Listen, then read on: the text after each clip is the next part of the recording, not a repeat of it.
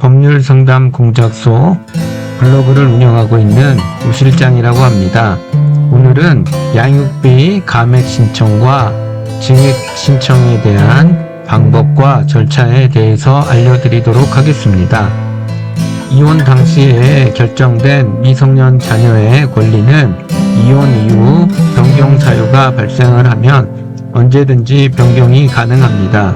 그래서 친권, 양육권 변경들도 많이 하고 특히 양육비에 대해서는 정말 많이들 하는 것 같습니다. 양육비의 경우에는 자녀가 성장해 감에 따라 더 들어가는 것이 현실이고, 그리고 부모의 경제적인 상황이 여러 가지 이유로 변동이 심하기 때문에 그런 것 같습니다. 그러하다 보니 이혼을 한 이후 양육비 변경 신청을 하기 위해 소송을 하는 경우들이 정말 많습니다. 양육비 변경 중 그나마 쉬운 것은 양육비 증액 신청입니다. 그 이유를 설명드리기 위해서는 양육비 산정 기준표를 보면 알 수 있습니다. 이 양육비 산정 기준표는 현재인 2024년 6월 기준입니다. 산정표를 보면 자녀의 나이에 따라서 그리고 부모의 수입에 따라서 양육비 산정 금액이 다릅니다. 즉, 자녀의 나이가 증가하면 증가할수록 그리고 부모의 급여가 증가하면 증가할수록 자동적으로 양육비 산정 금액이 달라지는 것을 확인할 수 있습니다.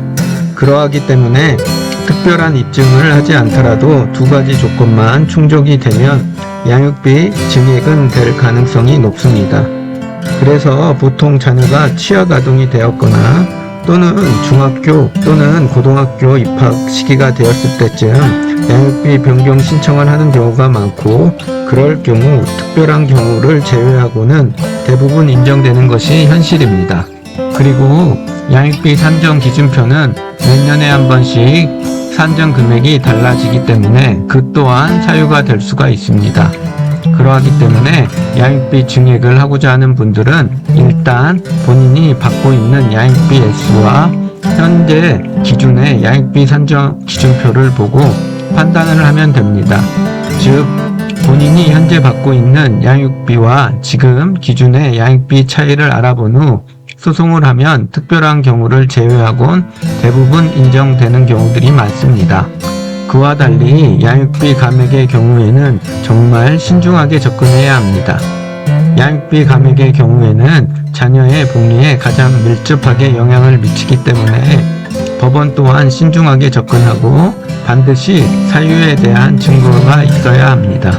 양육비 감액을 하고자 하는 분들은 현재 자신의 경제적 상황이 이혼 당시보다 좋지 않았다는 것을 입증해야 합니다. 그런데 여기서 중요한 것은 그 좋지 않은 상황이 일시적인 것인지 아니면 지속적인 것인지에 대한 법원은 판단을 하게 됩니다.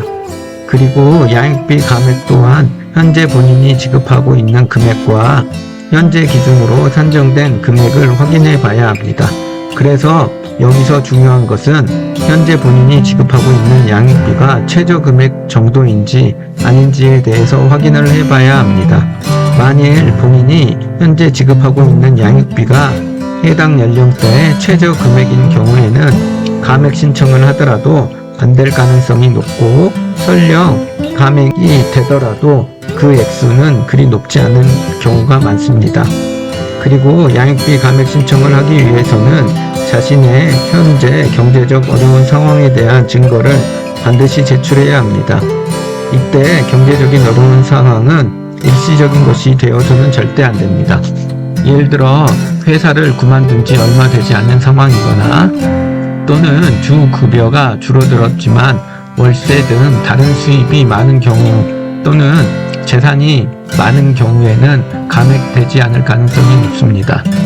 즉, 자신의 수입이 지속적으로 적자인 경우 또는 이직을 했는데 급여가 낮아지는 경우 또는 실업을 한 후 재취업을 못한 지 상당 기간이 지났거나 또는 질병이 생겨서 또는 장애로 인해서 일을 하기 어려운 경우 등의 사유가 반드시 있어야 합니다. 양육비 감액 신청의 경우에는 보통 한 번의 재판으로 끝나기보다는 최소 한두 번 이상의 재판을 하게 됩니다. 그리고 본인이 현재 경제적 어려운데 반해 상대방의 소득이 증가한 경우에는 그 부분 또한 주장을 해야 합니다. 종합해 보면 이혼 이후 양육비 증액도 감액도 사정 변경 사유가 발생하면 할 수가 있습니다. 이때 양육비 증액의 경우에는 본인이 양육비 산정 기준표로 충분히 예측을 할 수 있을 정도로 쉬운 반면에 양육비 감액 신청은 법원에서 까다롭게 진행하기 때문에 미리 사전에 잘 준비하고 들어가야 한다는 점 꼭 참고하시길 바랍니다. 오늘은 양육비 변경 신청에 대해서 알려드렸습니다. 보다 자세한 것은 법률상담 공작소 블로그를 확인하시거나 저에게 연락을 주시면 보다 더 자세하게 상담해 드리도록 하겠습니다. 오늘도 시청해 주셔서 고맙습니다. 감사합니다.